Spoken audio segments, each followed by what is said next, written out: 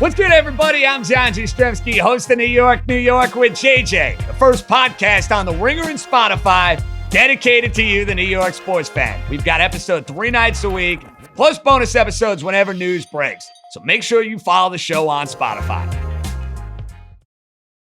This episode is brought to you by Heineken. The summer of can is here with Heineken.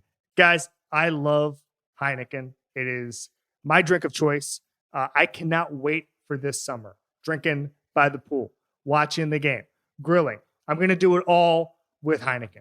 Pick up a pack or get it delivered and put the can back into summer. Must be 21 years of age to purchase. Please drink responsibly. This episode is brought to you by Castrol. With Castrol, performance starts in the garage. Castrol Edge is 3 times stronger than the leading full synthetic. And with its sludge-busting, engine-protecting oils, you can feel like a legend running out of the tunnel and onto the field to a roaring crowd. Castrol in, garage swagger on. Choose Castrol Edge for your next oil change. Find yours at castrol.com.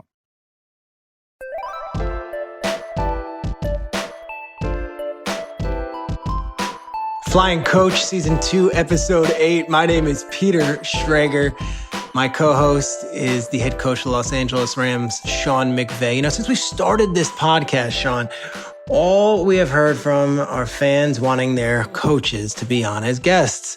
Fans of the Saints want Sean Payton. Fans of the Steelers want Mike Tomlin. But the name that has come up the most and is in our mentions the most frequently is Kyle Shanahan. Niners fans are screaming at me on Twitter, get Kyle Shanahan on already. Well, guess what? We got Kyle Shanahan on already, and he delivers. It's maybe my favorite hour we've done. No further ado, ladies and gentlemen, the Kyle Shanahan Hour of Flying Coach. Another amazing guest here on the Flying Coach podcast, maybe the most anticipated episode of the entire summer session. The tweets that we get asking when we're getting this guy on that I just have to be quiet and not respond to because I know everyone wants to hear the dynamic between my co-host Sean McVay and our guest today. Sean, who do we have on as the guest for this episode? Head coach of the San Francisco 49ers, Kyle Shanahan, former boss of mine who he was hard on me, but you know what? I got a lot better, loved working with Kyle, and really he's had a huge influence on the way that I see the game, and Kyle is another added name to a really good guest list, but he's special. I appreciate you taking the time, Kyle. Thank you, dude. I appreciate it, man. You're already looking too much media to me, but you look way comfortable with your headset, your microphone. I can't believe your hair is still perfect with that headset on. I don't know how you got to blow dry that, but I do use probably too much gel, but you know what? Consistency is the truest measurement of performance, as we like to say. I'm consistently throwing about half of my gel in my hair, and I'm going through a lot of bottles every week. It's good. Kyle, let's go back in time. I mean, you were the offensive coordinator. Your father is the head coach of the Washington football team. It was named something different than, we'll say, the football team for now. And they hire this precocious 20-something quality control coach who... No, he hired. He hired. He hired. All right. What did you know of Sean, and what were those first years like when he came in as a young assistant entering the league? They were awesome. I mean, we all went out to Washington together. It was cool going there because it was the first time I got to work with my dad. And so we go in, and it was just my dad and I at first, and we got to interview a bunch of coaches, and as he put together a staff. And he told me a lot about Sean, who had been recommended from Bruce because he had been with John for the previous couple of years. And actually, Sean, you took over from me, right? I did. Well, Nate Hackett. And then I came in after that. So we both had the same job to start out in Tampa, you're saying? Yeah, in Tampa. So I understood how Bruce knew him and what he had done for Tampa those 2 years, because that was my exact job also. And then John got let go of Tampa, and I went to Tusker with them. So I had an idea of his experience, because working for John Gruden's one of a kind. And it's like as good as anything you could have as a young coach getting into this league. But I knew his experience. And so Bruce sold him to my dad, and my dad was telling me all about him. Like, oh, this would be awesome. Let's bring him in. And he came in and gave an interview as Boy Wonder. His hair looked the exact same. He was probably a little more jacked, but not much. He's always been jacked. And he was exactly Boy Wonder. He my dad asked him a football question about, I think, a slot package, and he didn't stop talking for 45 minutes. And just went ham on it. Like, just killed it from every aspect. And just totally, my dad was just jaw dropped. Like, this is unbelievable. And I've been there. So I'm like, Dad, this is John Gruden 101. He's doing it word for word. This is and it was, I was laughing because I'd been around John so much, and it was literally his twin almost doing it better than himself.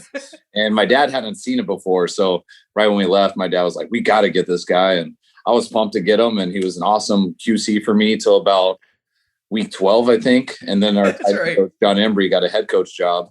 And then we moved Sean to the tight end role right after that. And which for me personally, I mean, the QC is the most important guy to me. So like, I really wanted Sean to stay my QC because he was as good as it gets at it. And then you go to the tight end role, and yeah, he was unbelievable at tight ends, but I missed out on having my quality control. And then at the end of the year, we interviewed other tight end coaches and stuff for, I don't know what reason. I know Jay Gruden was trying to bring Sean, I think, as his quarterback coach coordinator right away. And I didn't know how the league worked much then. So I didn't even know you could block anyone. I was just like, damn, we can't do that. And my dad blocked him. Jay Gruden texts me like, what the F, man? Like that's like, I'm just the coordinator. I didn't block him. And then fortunately, my dad ended up giving him the job that he deserved. And it was 4 fun years together. Sean, what were the duties of a quality control coach? And the people at home listening, what is that? So basically, Kyle's assistant, you're doing all the breakdowns, you're drawing the pictures. And then the cool thing about what Kyle does is he empowers you. And so if you're going to come with play suggestions and stuff like that, he's going to make sure that you got all the answers. You got to be buttoned up. Like, I think this is as good a reflection as anything about Kyle. When you look at who have been QCs for Kyle Shanahan, because there's a lot of guys, the connection between Kyle and myself was working for John. But when you look at the coaches that have worked for Kyle, Matt LaFleur, myself, Mike McDaniel, Matt and Mike LaFleur. Those have been really the last 4 quality control coaches that have worked under him. And really you learn to see the game through a totally different lens. I've said this on multiple occasions. I mean, this guy, he sees the game different than, anybody really, like a lot of people, because he's so smart. He understands all 22, but basically, you're his assistant, Peter, and I give you a great story that Kyle will remember that I truly could not have the perspective on now that I'm calling plays and things like that. So early on, all right, in the season, we go to Philly, all right, and I'm responsible for the call sheet. And as a play caller, Kyle and I've kind of taken on the same kind of rhythm and routine that he does. You make all your notes on the play sheet, but you're really particular and specific about it. But when it's going to be potentially a rainy game, he and I are both guys that like to write on the play sheet. And so, hey, if it's going to be a rainy game, you got to laminate the call sheet. Okay. So we're in Philly like week 4. All right. Well, hey, nobody gave me the memo. Matt was the quality control coach before. They just said, hey, you got to laminate Kyle's call sheet before if there's a threat for rain. Well, what he didn't tell me was make a copy of the original, laminate the extra copy. And so then if it does rain, then you got the equipment guy, hey, here you go, we're ready to deal. And so it's supposed to rain. So I said, hey, Kyle, give me that call sheet. I'm going to laminate this thing. And he's already assuming that, hey, I'm going to laminate it, but I'm also going to have made another copy of it. So we get up to the booth. And the rain has now stopped. All right. And so me and Matt LaFleur are right next to each other. And Kyle says, hey, where's my original call sheet? I know this is the copy that's laminated. And I said, what the hell are you talking about, man? He says, you gotta be. And Matt's looking at me like, oh my God, you forgot to make a copy of the call sheet. And so Kyle is pissed, and I would be so pissed too. And I said, hey, I don't know what to tell you. It's about to kick off, and that's the only copy you got, big boy. That's fully laminated. And Matt's just looking at me, and Kyle was ready to kill me. And there was many stories like that. But Kyle, how pissed were you at me at that point so right pissed. There? And it's like, it's so pissed. And I'm just, and Sean was a hard guy to get mad at because he is boy wonder, and the guy's only messed up like a few times in his life, probably until this point. Like Mr. Georgia football, like was get out of here. Player, like can do everything. Like he's John Gruden, everyone talked him up right away. And he's really only impressed people. And he can see on my face that he just broke my heart. That was it. And Sean doesn't want to accept it. He's just you got to go, man. You got to go. And then I thought I was the best QC ever. Matt LaFleur thought he was the best QC ever. And then Sean's thinking he is. So there's a line of all three of us who have done it within the previous 6 years. And we're just sitting there just shaking our head at each other for not being as the other one was. And Matt's up there I can't believe you did that. And I'm downstairs I would never do this. And Sean's you guys are messed up, man. You just got to deal with it. And I'm hey, we got to move on, man. How many times, Kyle, would you have to? So Matt and I, that's funny that he mentions that though, Peter, because one of the main responsibilities during games, if you're going to be up top and you're communicating down to Kyle, it's hey, we're kind of collaborating on, hey, what did you see coverage wise? What did you see? Was this a pressure, whatever? And I can't tell you how many times there would be, Kyle would have to tell, hey, you two up there, quit arguing and just answer the coverage answer the coverage question. We're all young, we're all competitive, and we're all kind of dicks, but we're all really good friends too. So it's just this dynamic. And then you have Firster on the staff, you have Bobby Turner, you have my dad, who just think we're all kind of messed up a little bit, but they also know we're good at what we're doing. So it's just this unique show. And every game, Matt and Sean, the way they'd compete to get the coverage right. I would remember I'm trying to call a play in the second half and they're bickering about something and I can't focus. What are you two talking about? They'd be that was a zone dog in the second quarter. No, it was a man pressure. No, I'm guys, I don't give a shit what it was. So what's the down and distance? And so it was always like that. And if I would ever hesitate on a play call, Sean, just how wordy he is and articulate, and he would just spit it out real fast and be God damn it, Sean. I'm just thinking about changing my mind. I'm not struggling with the play. Settle down. I was so annoying. Oh my God, this is exhausting. But we were like that to each other for 4 straight years. And I know it helped all of us. Yeah, it really did. I mean, there was a standard, and we had it was a healthy competitiveness though, Peter, and it started with Kyle, where the way that he worked at it, and I think we can all attest to this. He talks about it a lot. If you listen to this stuff, whether it's growing up around the game, the things that you don't realize you subconsciously pick up with the way that his dad would operate, and then when he went to Tampa. I think the one thing that he always talked about to me that had a huge influence on how I approach things is, hey, you want to know offense and be an expert, but then make sure you spend some time understanding the other side of the ball and being around guys like Monty Kiffin, Rod Marinelli, Mike Tomlin, Raheem Morris, Joe Barry's. I mean, he sat in those meetings and he always told me how instrumental that was in his growth and development. And I think that's why you see how successful he is, and the way that he sees the game is very different than a lot of people. And that's where he rightfully gets all the credit that comes his way on that front. Kyle, I think it is kind of cool that, you're Mike Shanahan's son, who is one of the greatest offensive coaches of all time, one of the greatest head coaches of all time too. But I look at your resume, you spent time with Kubiak, you spent time with Gruden. You made it almost deliberate to not just go and work for your father and do it that way. You wanted to get experiences outside of just working for your pops until you were already well down the line of your coaching career when you joined him there. Was that by intentional design to say, hey, I need to learn from other people and I don't want to be labeled as just the coach's son? Yeah, I mean, I think so. I think growing up a coach's son, and I mean, my dad wasn't a head coach until I was in high school. After my freshman year, my dad became a head coach, and my senior in high school, the Broncos won the Super Bowl.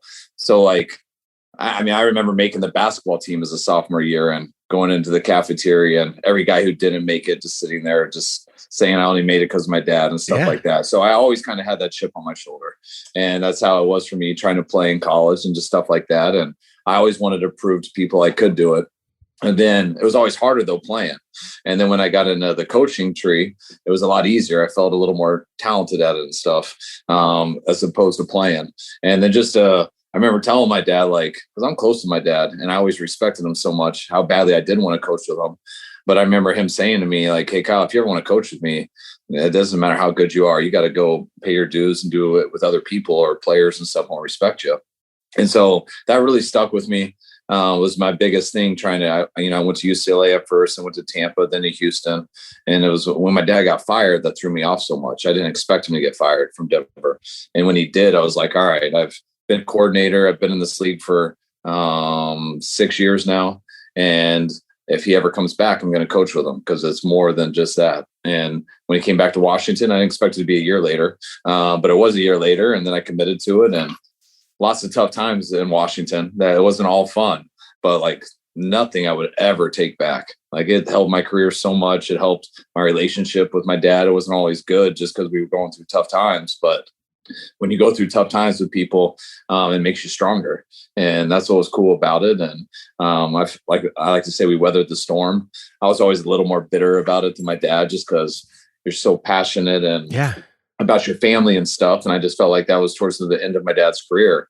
And I hated that it ended that way. But now when I look back on it, it was kind of cool how it happened. Like he started, and my dad gave me a huge opportunity. He gave Sean one. He gave he gave LaFleur one, McDaniel, like all these people. And it was a cool starting to where, we only had one winning year there, but all 4 years I think were huge on my career. I know they were on Sean's, and we learned a ton while we were there. Yeah, no, that perspective is everything. That's the one thing, Peter, that Kyle's talking about, that I think the further you step away from it, the more you can appreciate it, because, where he's coming from is that, hey, this is my dad who has a legacy. He's a Hall of Fame coach, and you're going to do everything you can to continue to help him establish, maintain, and continue to build on that. And because Kyle, they were one of the top offenses in the league for a couple years when he's coming off calling plays for Houston. Sure. He had the pick of his litter in terms of other opportunities, but he comes there with his dad. And I think that those experiences that we had, when you start to build it, then you end up having to totally change the narrative on how you want to operate philosophically, but you're figuring it out. You figure out a way to, basically lead the league in rushing, totally change the approach. There's a lot of things that Kyle and his dad did and that we collectively did as a staff, that those experiences, we all draw on it. When you watch our tape and stuff, you're still pulling from those things. And I know for me personally, the last couple years, especially when we're in these roles, Kyle, that we both have probably a totally different perspective, is the tough times are really when people separate themselves. And you've always said that for a long time.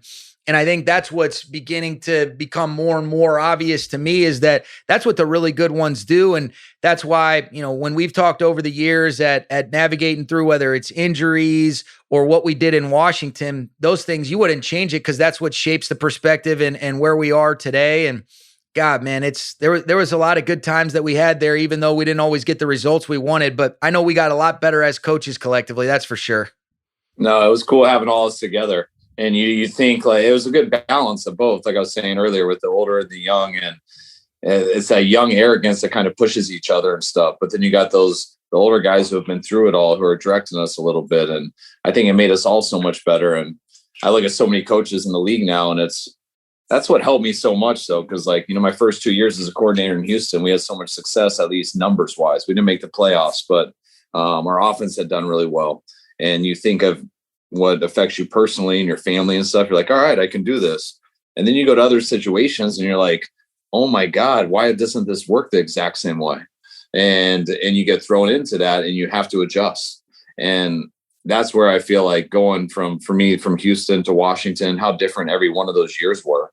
Our offenses would have to change every year based off who our quarterback was. And then when I left to go to Cleveland, which was totally different, then Atlanta, which is totally different. And my years in San Francisco have been totally different. But when you go through some of that stuff, you realize like you don't need to label anything, whether it was good or bad. Like it's just an experience. And do you want to coach or do you not? And that's what was hard when you're younger. Like you expect it to all be good. And you're like, oh my God, then I'm looking to my dad's legacy, stuff like that, stuff that used to mean a lot to me growing up. And then you get into it and you're like, oh my God, that stuff can all be ruined. Okay, there's a whole nother reason why I want to do this. It isn't about that. It's actually because that sucks. And I'm actually stressed about that. Well, let me just let that go. All right, I really actually love football. I actually like coaching, and I do want to adjust and figure this stuff out. And hopefully it'll work out for me. And if it doesn't, you live with it. But like it took me, I had to go to Washington to I feel like that took my ego out of the game. And for better or for worse, growing up with a a dad who had been fired, who had moved a lot, and always believing in my dad. And then finally him winning the Super Bowl my senior year in high school and my freshman year in college. I'm like, see, I knew he was the man. Like, everyone believes about their dad, but it came true to me. And then like to lose that, like to see him struggle in Washington was just like, oh, it was hard on me. And then after a few years, I'm like, you know what? It's not that hard on me. That's actually not why I want to do this. Like, I know my dad was a man, regardless of what happens. I just want to get as good as I can. And hopefully it provides the life for my family that it did for me. And hopefully I go through some cool experiences that a lot of people wish they could, that I'm going to make sure I enjoy it. That's such good perspective, Sean. We'll talk about, the actual, but like you've always said it, that you lost the Super Bowl and it still haunts you and all this stuff, but like almost you would never give that experience away for anything. It's almost similar to what Kyle's saying, that, hey, you think that you're doing it for one thing, but then you realize along the way that there's other drivers too. And a lot of it's just the joy of the game. Yeah. And I'll tell you what though, too. And Kyle and I have talked a lot about this, and one of the things that, and it's just with respect, and we both are competitors and things like that, but when we get a chance to connect, whether it's at the combine or even just talking ball, you can always appreciate that. But there's a real peace that comes with when you really do get to that place where you're saying, you know what, I am secure enough with myself to not worry about the outside in approach. And getting to that, because like I'll say it and you're saying, all right, you're aware of it, but actually getting to that place where when you're in the midst of it, you can really live the things that you're saying. I've witnessed him do that. And I don't think that I truly appreciated until you go through some of the scars that this job gives everybody, where you can handle it the right way and get the right perspective and really know that, hey, man, it's about the people that care about you unconditionally. It's about living your life with the values that you want and being at peace with knowing like, hey, man, I'm going to do the best I can, and I'm not going to worry about all the other things that sometimes are out of our control. And it's one thing to say it, it's another thing to live it. And like Kyle's been doing that for a long time now, but those are the things that he would always talk to me about, even in Washington when we were going through some things. And then when we've kept in touch over the years, that you can feel it's real. Like that's the thing that really stands out to me that everybody will say about Kyle. He gets all this credit, and rightfully so, for being such an amazing mind of the game. But when you really listen to the Richard Shermans, the Trent Williams, the guys that really know what it's about, the Robert Salas, they talk about the consistent, authentic,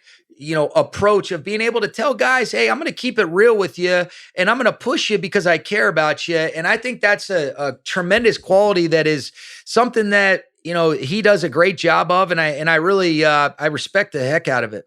I'll go back to Kyle now. You're this incredible offensive coordinator in Atlanta, and all these different teams are talking about you being a head coach. And San Francisco is coming off a situation where I think it went Harbaugh, Tom Sula, Chip Kelly, year. They've blew out the front office. They've got to hire a new GM. You decide you want to be the head coach of the San Francisco 49ers. Why did that job appeal to you? And what was the situation with you and John Lynch, who I've shared on this podcast before? I was on the broadcast team with Lynch that week in Atlanta, where it was Kevin Burkhardt, John Lynch, and myself for a playoff game, Seahawks versus Falcons in Atlanta. And I had no idea what was going on behind the scenes while that was all going down.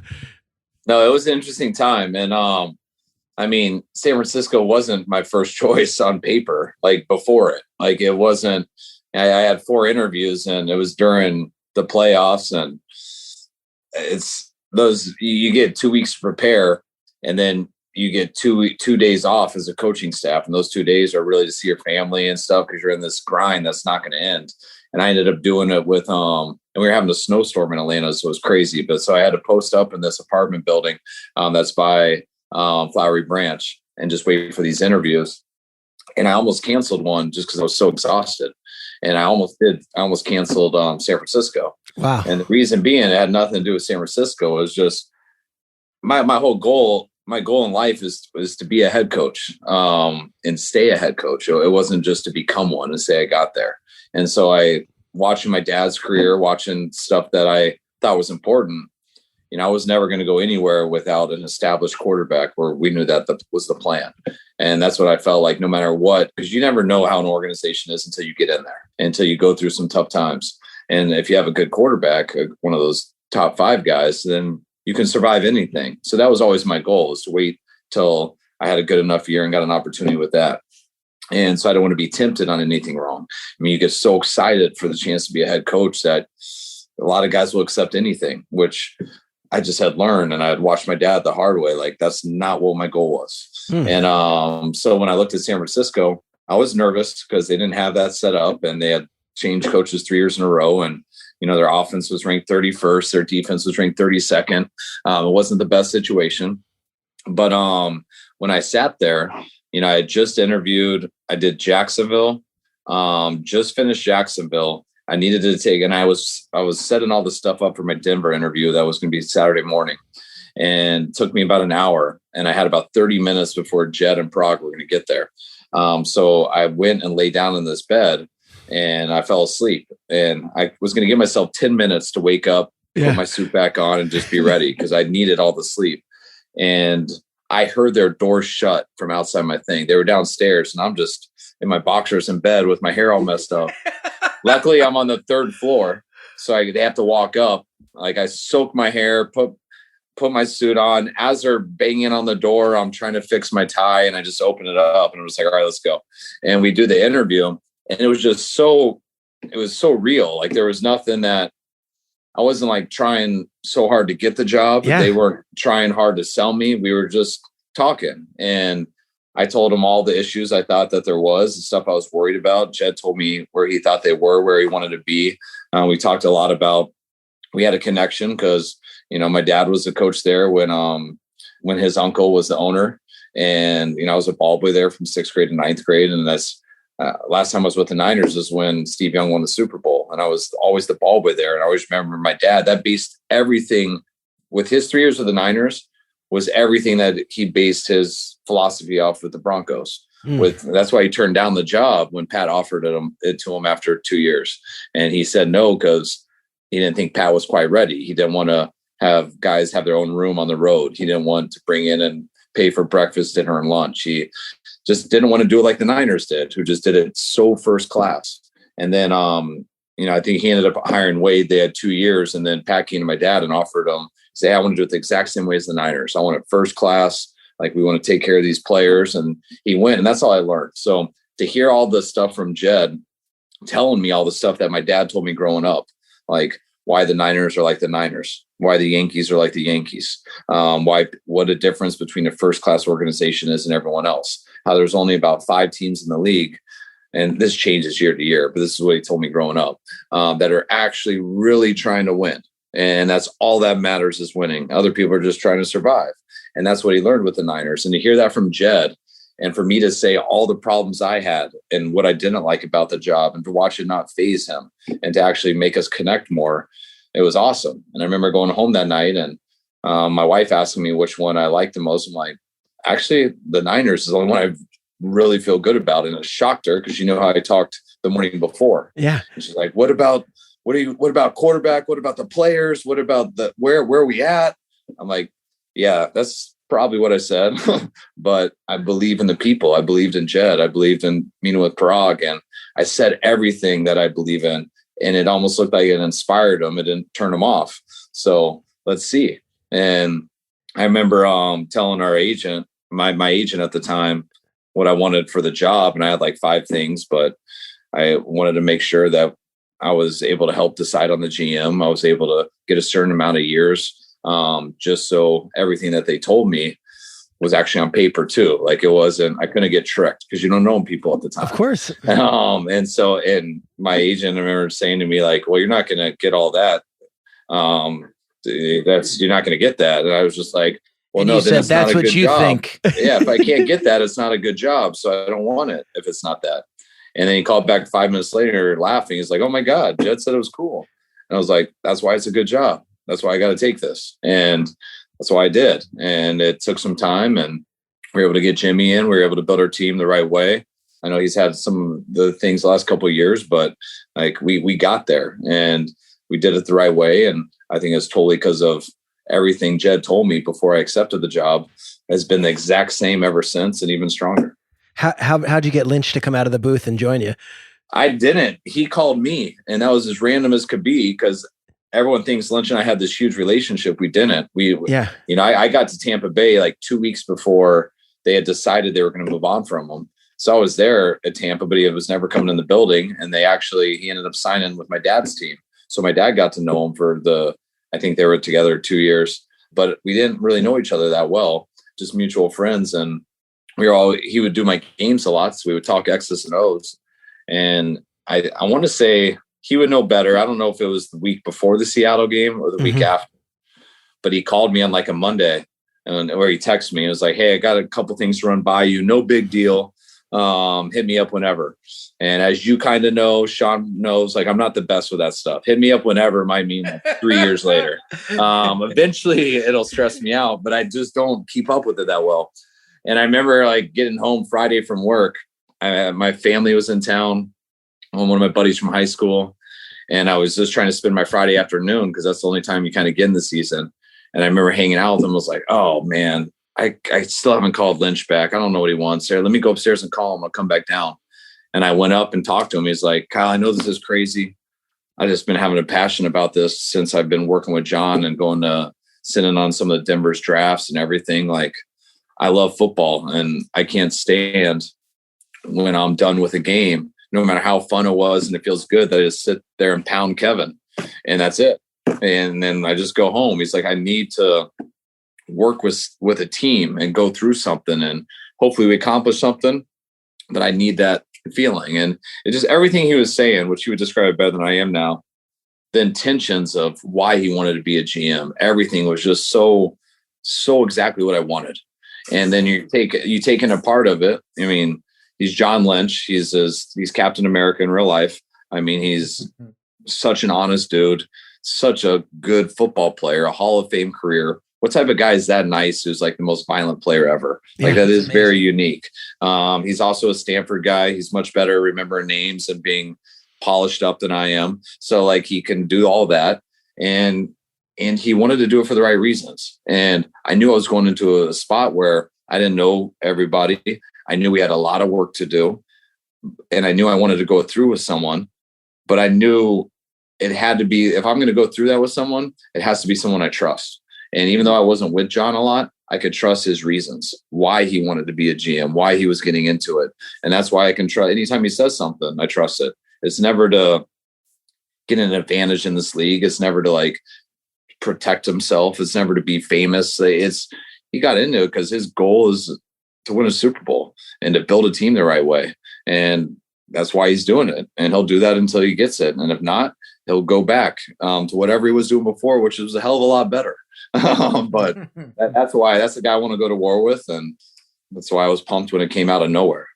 It's funny because listening to this, Peter and Kyle will remember this, even going back, you talk about another connection is, so when Coach Shanahan was in San Francisco for those years, well, he developed a really good relationship with my grandfather, John McVay. And my grandfather had so much loyalty to the organization, but because he thought so highly of Mike Shanahan, there was a part of him that thought maybe I'm going to go to Denver with Mike Shanahan when he took that job because they saw it through such a similar lens, and he ended up staying in San Francisco. But all the core things that Kyle's building that program on, a lot of the things that I think we stand for, it's amazing how much influence that has on us.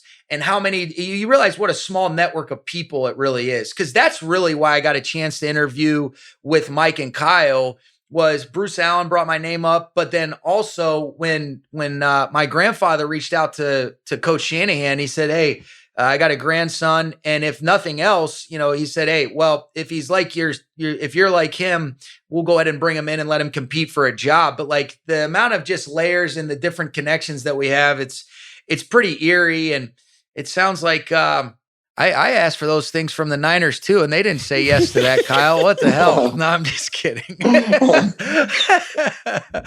You know what's funny though, Peter, is Kyle, they had done such a good job in Atlanta. And, this has been publicized or whatever, but in a lot of instances, you almost get punished for doing well in the playoffs nowadays. It's true. And, and it's like the further you go because of the way that it's kind of structured. The last seat at the carousel almost. Well, yeah, it's crazy because like I actually got some advantages because we lost in basically a play-in game, our last regular season game. And so when you get hired, while Kyle, it was semantics where you kind of knew he was going to be the Niners head coach, but you couldn't officially announce it. And he's focused on winning a Super Bowl. Well, in the meantime, what are we doing? We're putting together a staff. We're doing some things. You're getting a chance to get, access to coaches that are looking for jobs. And it's amazing how that kind of played out where we both went through it at the same time. But you realize like the success that they had in Atlanta and when he's doing his thing, it actually forces you to kind of start, a little bit behind everybody. I saw the same thing with Zach Taylor a couple years ago in Cincinnati, and but to Kyle's credit, San Fran, that was their guy. They knew they wanted him, and he knew exactly what he wanted too. And I think you see that thing come to life with the vision and why the ball's been right in San Fran. The whole process is miserable and tough. I mean, I went into it very open, having 4 interviews, and because I grew up around it and watched my dad, and I knew I was so adamant that I wanted to take the wrong job. And I'm just so glad that I felt that way about San Francisco and they felt that way about me. But if not, I mean, it's not like the other 3 teams didn't offer me. So if San Francisco wouldn't have, or if I wouldn't have felt that way, I wouldn't have gotten a job. And who knows what happens the next year, So that's why it's a tough league. And that's why a lot of people, as soon as you get that opportunity, sometimes you never want to look back because that opportunity doesn't always come again. But there's a very fine line. That opportunity comes and you're in a bad situation and it might only be 1 year. And just because of that, you'll never get it again. So that's why I watch guys go through the same stuff. And I watched my dad go through it and work out, and I watched it not work out in Washington. And that's some of the stuff I've learned, that God, I have so much respect for coaches and people like my dad, people like Belichick, people like Sean. But you got to realize that they're also fortunate.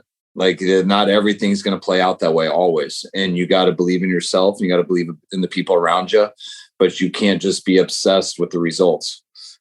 Yes, all I think about is winning a Super Bowl. And trust me, I don't need to sit here and tell you how much that eats at me, but you can't make decisions just chasing that, because the business isn't just guaranteed. It's a team sport. There's 53 people on the team. There's 22 moving objects, and there's a lot of variables.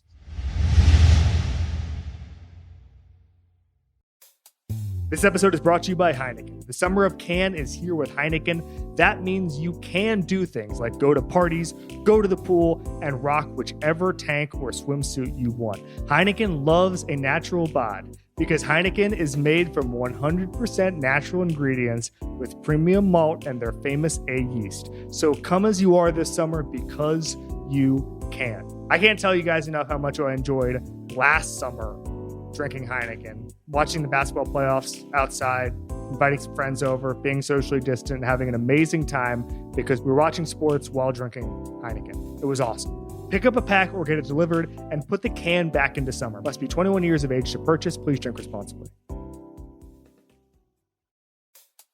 This episode is brought to you by Castrol. With Castrol, performance starts in the garage. It's where you take care of business, where you make sure you get the most out of your engine's performance and every drive. Castrol Edge is 3 times stronger than the leading full synthetic. Its sludge-busting, engine-protecting oils have the strength of a dominant defensive line that's ready to take on the world. Castrol in, garage swagger on. Choose Castrol Edge for your next oil change. Find yours at castrol.com.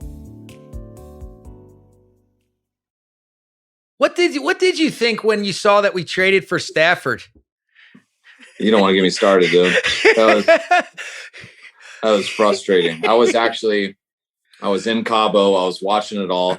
I had never studied Stafford that hard. You were actually in Cabo when we were down hotel. in Cabo? Oh, yeah. So the wrong hotel, Kyle. So hey, I'm just glad he wasn't staying at El Dorado. I remember looking through it because everyone was telling me it was a possibility. And Stafford's the man.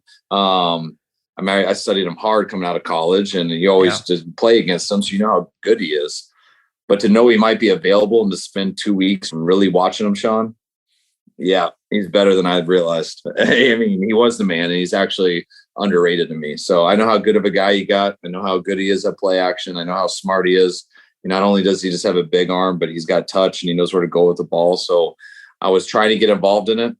Someone who had knowledge on this situation. I remember us talking to Condon, to everyone to find out when it was happening. And I remember Saturday, I was so stressed out. And finally we talked to someone. It was like 7 at night. And they're like, no, nothing's happening at the earliest till tomorrow. So you can finish your night. So I'm like, all right, I'm done. Put my phone down. Talked to Mandy. I'm like, all right, let's go out to dinner. Let's have some drinks. A half an hour later, my buddy calls me. He's like, I'm just telling you, if you want Stafford, you need to get a hold of him right now. Yep. And I'm like, what do you mean? I'm like, no, we just talk to people. Like, I can sleep on this. We'll talk to him tomorrow. I'm just telling you, you need to talk to him right now. And it totally, I knew it. And then like 10 minutes later, it was all over. It wasn't fun. Hey, if it makes you feel any better, it came together faster than I thought too, Kyle. So. Well, the fact I was in Cabo, man, like I would have been there and I would have made it really awkward on you two to enjoy it. You would have had to tell me to leave. Sean, what was your reaction when I guess it was Halloween week a couple of years ago, it comes out that they get Jimmy Garoppolo for a 2nd-round pick, and your NFC West rival suddenly went from having a questionable quarterback situation for a year and a half to having a guy who's been learning under Tom Brady for all these years? Well, I think the difference in that situation... We were 0-9 at the time. Sean didn't give a damn.